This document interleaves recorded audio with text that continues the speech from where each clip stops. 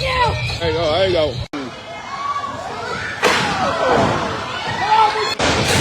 One.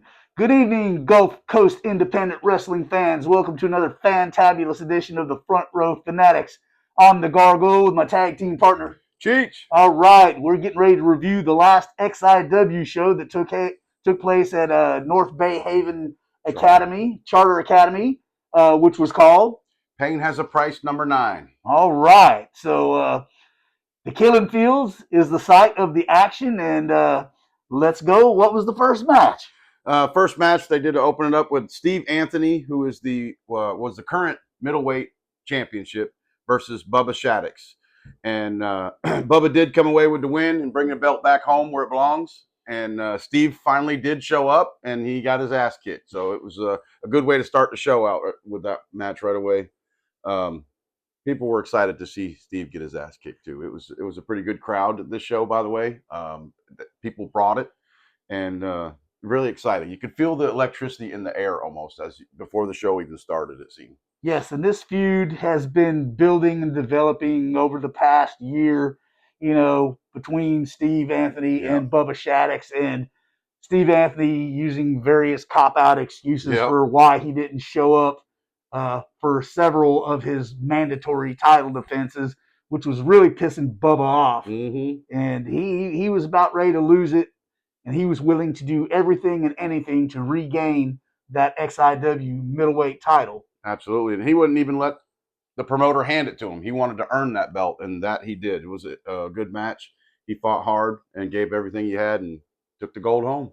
And to my surprise, at the end, Steve Anthony actually shook his hand and congratulated him on becoming the new champion. So absolutely. Bubba Shaddix is your new XIW middleweight champion. Yep. Good. The second match is Matt Sigmund versus Connor Martin. These two guys are some real good technical wrestlers, and they put on a good little performance as well. It's Matt did get the win on over Connor. I've never seen either one of these guys before, but they were pretty good technical wrestlers, and I did enjoy this match as well. I think you have seen Matt Sigmund before, but I think we might have had too many beers in the parking lot and you forgot, because he has been there on the last couple XIW shows, but it was Connor's debut. Like you said, a good technical match. The crowd was into it. Yep. And Matt Sigmund did get the win, and then immediately was ready to stake his claim as the #1 contender for Bubba Shaddix's belt. Absolutely. So I see a feud developing there in the near future. Yep. And we'll have to wait and see what happens. That's right. That'll be the next one, or next. What do you call it? Match. Yeah. Spring break, baby. Woo! All right. So I'm not 100% sure that these matches are in correct order, but from what I believe in my memory is that the third match coming up was the women's title match, La Brava Escobar versus Kelsey Regan for the women's title. I do believe that La Brava put both of her belts on the line, not only the XIW Women's Championship belt, but also the Dominican Women's Championship belt as well.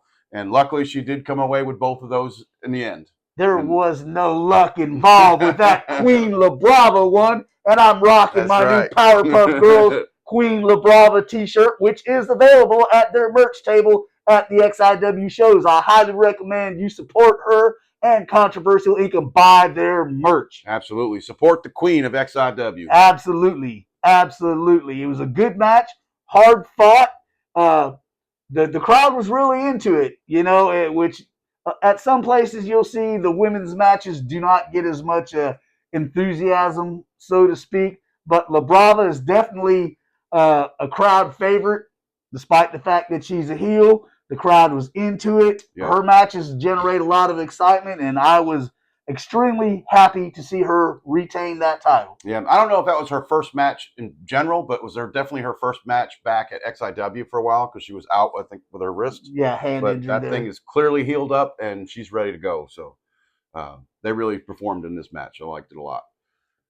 Next match coming up was a tag team title bout with so Malik Avalon's partner couldn't make the show for one reason or another, so they used Zane Stevens as a fill-in partner for these tag team championship belts. With Devin Diaz and Jackson Slade of the Regulators, versus Zane Stevens and Malik Avalon. And we do have new tag team champions in Devin and Jackson Slade, which another hard-hitting hard-hitting match from start to finish. I enjoyed this a lot. The crowd was definitely into it. For whatever reason, Rosarelli didn't make it, kind of left Malik holding the bag, which I felt bad for him. Yeah. But, Zane Stevens, being the upstanding guy that he is, stepped in to take his place so Malik wouldn't have to battle in a handicap match, which was a possibility. But, the regulators are a well-oiled machine. This new little faction of Jackson Slade, Dirty Devin Diaz, and Buckshot Brian Brock are going to be a force to be reckoned with in XIW.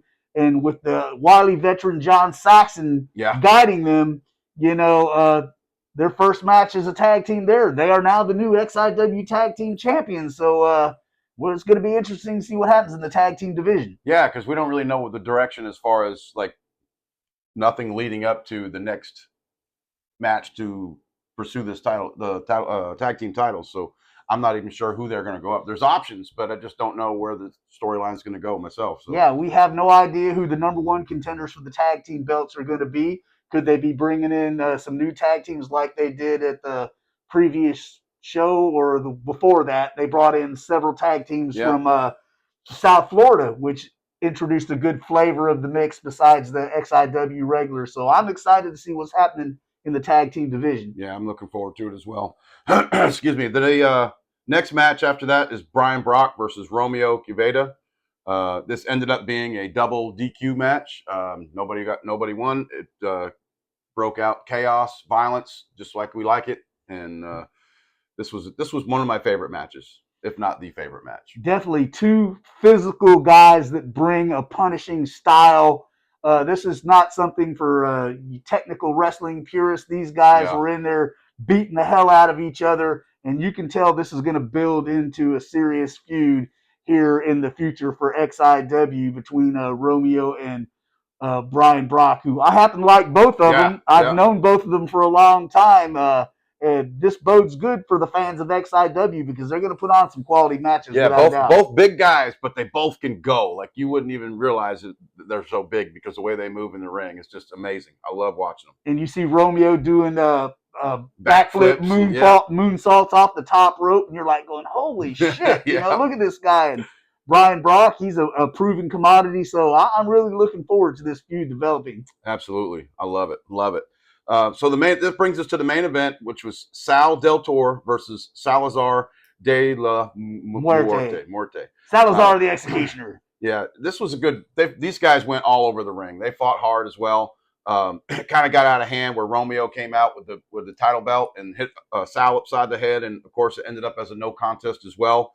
But there was a little bit of controversy where some people thought that Sal wasn't even allowed to work for the company, but that was way over the 6 months that he was banned for, and the time has been up. So there's no question of whether or not it was even a sanctioned match or any of that shit. So, but this was good. These guys beat the hell out of one another. Salazar is a badass dude. He doesn't look very big, but he can go. He can go.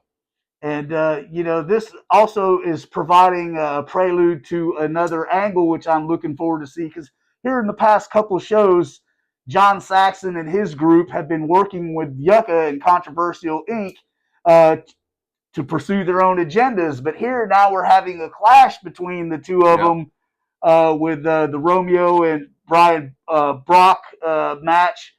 So, I see a clashing between these two factions, which is going to lead into some intense matches, I believe, in the future. So it'll be quite interesting to see which direction this goes. Yeah, heel versus heel. That ought to be pretty good. I'm looking forward to it. We got, speaking of looking forward to it, the next show is going to be June 20th. At doors open at 4:00, bell time's at 5:00. Same place, Charter Bay Haven School.